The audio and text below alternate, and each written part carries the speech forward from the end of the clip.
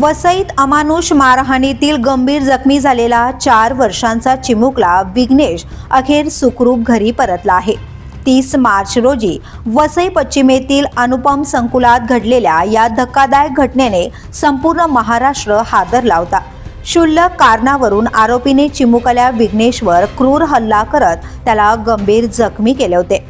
डोक्याला गंभीर दुखापत झाल्यामुळे विघ्नेश मृत्यूशी झुंज देत होता। मात्र डॉक्टरांच्या अथक प्रयत्नांमुळे आणि विशेष उपचारांमुळे त्याची प्रकृती हळूहळू सुधारू लागली। तब्बल 10 दिवसांच्या उपचारानंतर बुधवारी संध्याकाळी विघ्नेशला रुग्णालयातून डिस्चार्ज देण्यात आला। घरी परतताच कुटुंबियांच्या डोळ्यात आनंदाश्रू तर परिसरात सुटकेचा निश्वास पाहायला मिळाला। या उपचारासाठी मोठा खर्च झाला असताना मुख्यमंत्री सहायता निधीतून मदत देण्यात आली। तसेच लोकप्रतिनिधी आणि रुग्णालयानेही सहकार्याचा हात पुढे केला।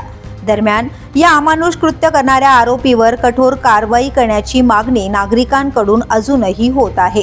आता विघ्नेश सुरक्षित घरी परतला असला तरी या घटनेने बाल सुरक्षेचा प्रश्न पुन्हा ऐरणीवर आलाय। द पोलीस न्यूजसाठी नितीन पाटील, वसई।